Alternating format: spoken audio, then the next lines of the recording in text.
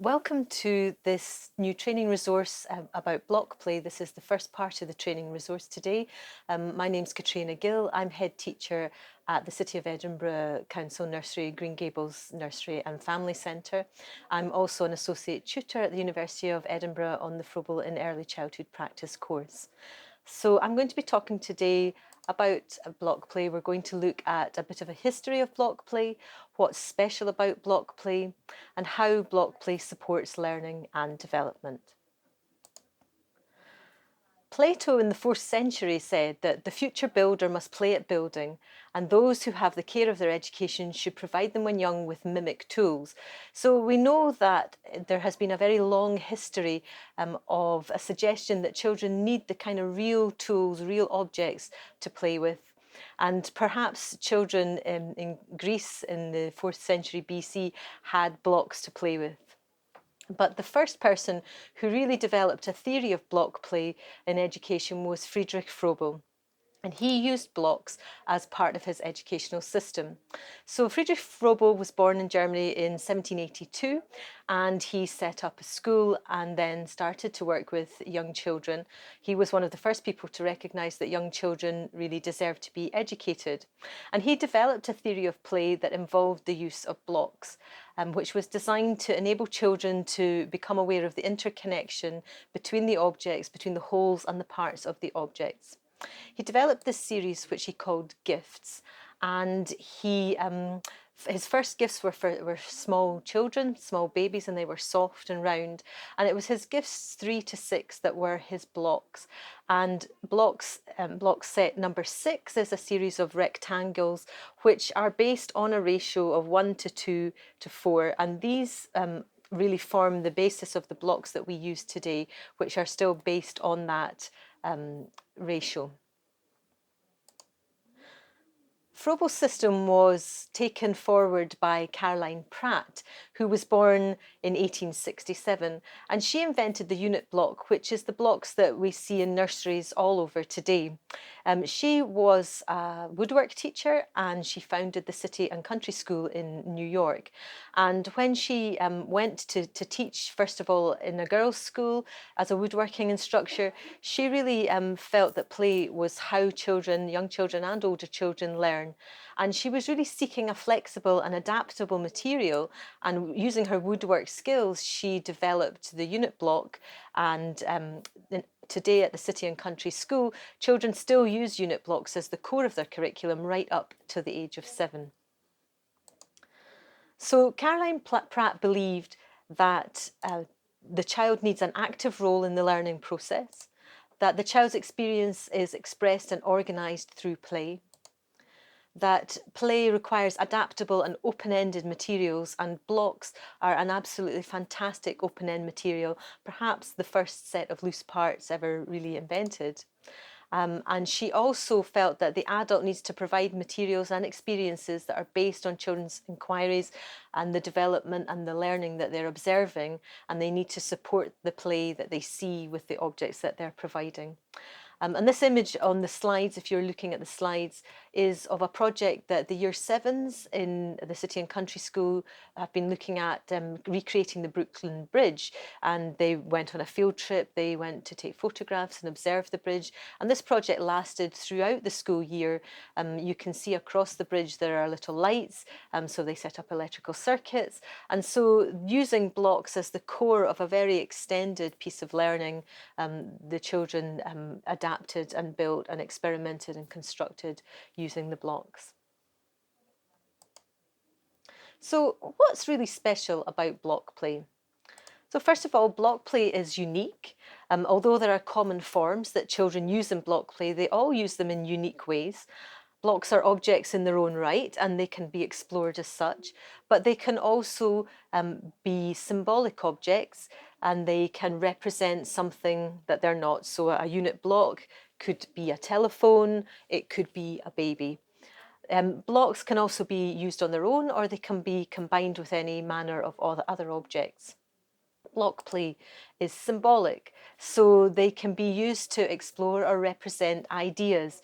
And Froebel felt that children used their inner experiences and represented them outwardly in the symbolic languages of block play or writing and drawing. And so blocks really allow for that open-ended, symbolic and deep play opportunities. Block play is also sustainable, which is really important in this day and age. They don't need any ongoing maintenance, they can't break, they don't need batteries, and they're not linked to the latest fad to be discarded, when the next thing comes along. If one bit gets lost, unlike a jigsaw puzzle, you don't have to throw the whole thing away. The blocks can still be used. They are also made from wood, which is a sustainable material. Block play is also accessible regardless of age or ability, and the block area itself can provide a physically delineated space that helps children to feel secure. They can work at their own pace to develop their skills, and the blocks are predictable and they follow the rules, the laws of nature, so there's no right or wrong way to build with blocks. Block play also doesn't require spoken language, so it means that a child can build using blocks but without speaking, and they can use gesture, body language, facial expression to communicate with other children, and particularly children perhaps who have English as an additional language or where their speech might be delayed. Block play can really give them a place to play where there's no pressure to speak, but they're still able to work cooperatively with others if they wish. And also block play provides an opportunity for children to really learn language in context. So as a practitioner, if a child is building a tower, you could be using words such as on top, giving the child that linking of the context of what they're doing with the words that you're saying. So how does block play promote learning and development? So first of all, cognitive skills. Block play develops abstract thinking. So as children experience the world around them, they form mental pictures of what they see, and playing with blocks gives them an opportunity to recreate the pictures in a kind of concrete form. And the ability to kind of create these representations is really the basis for abstract thinking. A lot of our children do a lot of house building at the moment because we're situated in an area where there's lots and lots of houses being built. So daily they're seeing the builders' lorries moving up and down and the houses rising from the foundations. So the block play is giving them an opportunity to represent those experiences in a more symbolic and abstract way. Block play also develops logical thinking. It promotes a kind of concrete understanding of concepts that are essential to logical thinking. So children learn about sizes, shapes, numbers, order, length, pattern and weight. And as they select and play with the blocks or put them away, they start to see those relationships. They see how one block fits on top of another, or how a block might not balance, a flat one might not balance on a triangular one, for instance. So they're starting to develop logical thinking. And they're also developing symbolic thinking. So as the blocks are so open-ended and can represent anything a child wants, they are beginning to use that symbolic language to represent their own thoughts and ideas. Block play also develops mathematical skills. So children are sorting, they're matching, they're ordering and sequencing, counting and comparing the blocks. They can measure the blocks, just using them to see how many fit into a certain space or what size they are. The unit blocks are part of a system, and so children can experiment with the different blocks within that system, looking at bigger and smaller ones and seeing how they fit together. They also can be developing concepts around the properties of the blocks, how they balance, the different weight of the blocks, how structures can be supported, are they stable?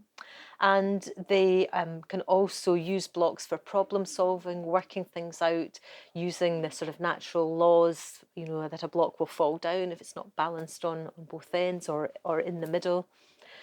Children also can use blocks to map, represent and record their ideas. So often you'll see children perhaps making a representation of the area that they live in, or perhaps a zoo with they've been maybe on a visit. They might make little area for these animals and area for another animal, and they're beginning to get that idea of where things are in the world and position, shape, and movement.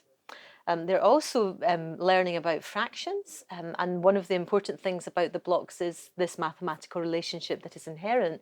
So the unit block, there is a double unit block, there's a half unit block, and the children can really easily see, even without knowing about fractions, how these blocks fit together and how they are part of the whole, and then they can be broken down into the parts.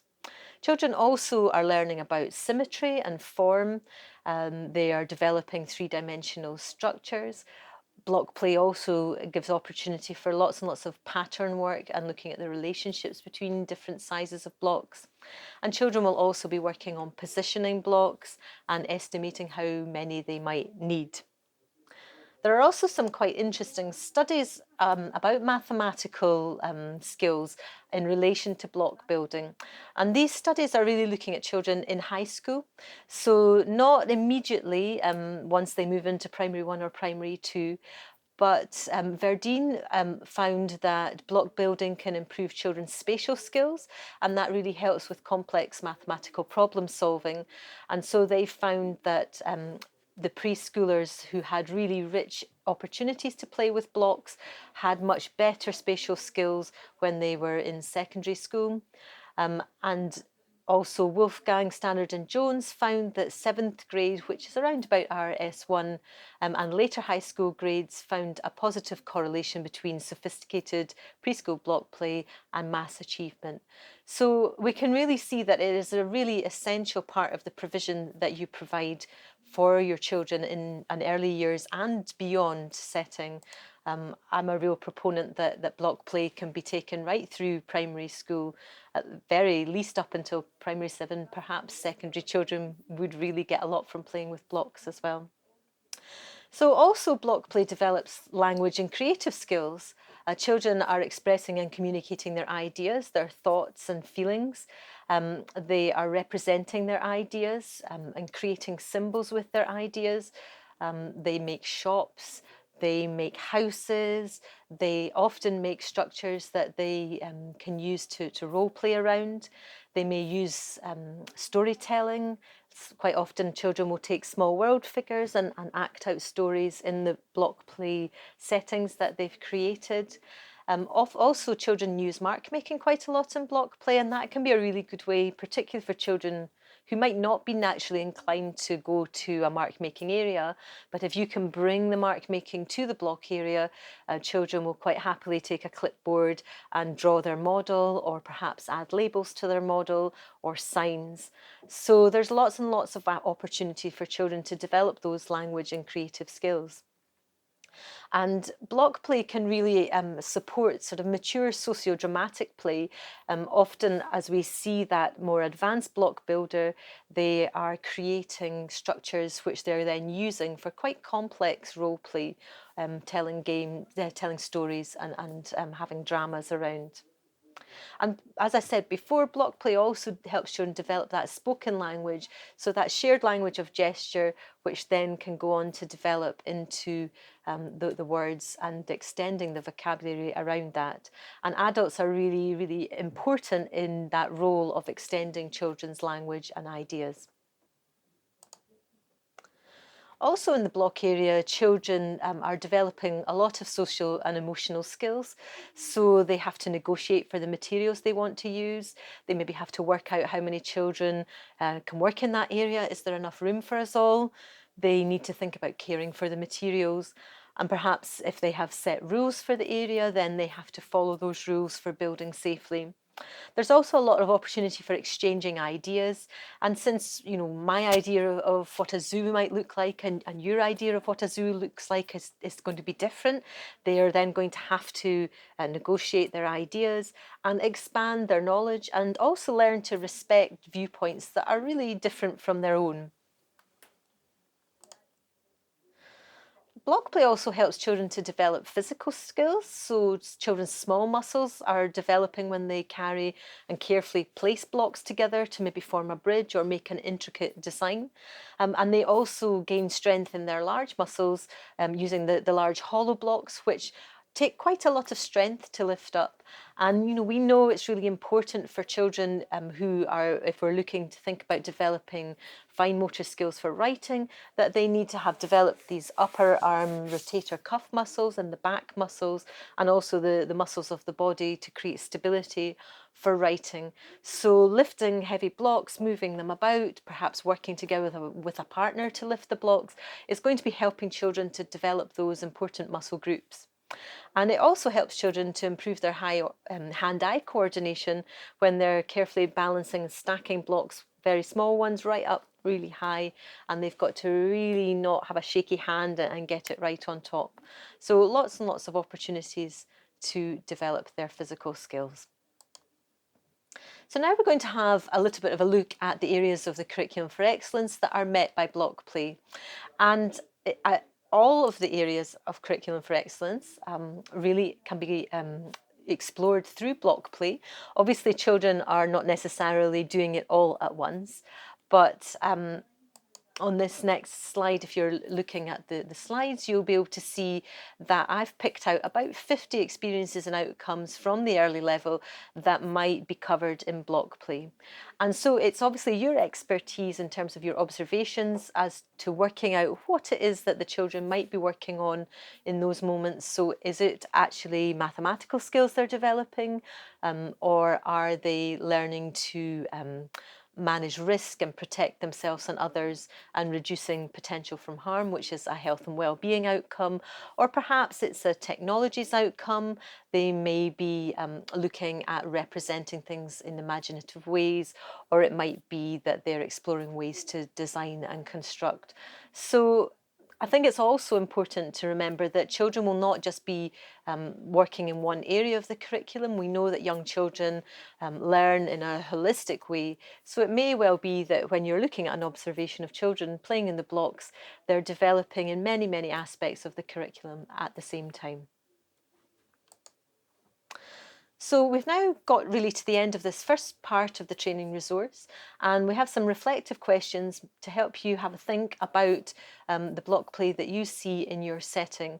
So if you would like to sort of use some of your observations or some images of children playing with blocks, then you can have a think about what skills perhaps the children might be developing, and also the experiences and outcomes that might be being covered within their block play.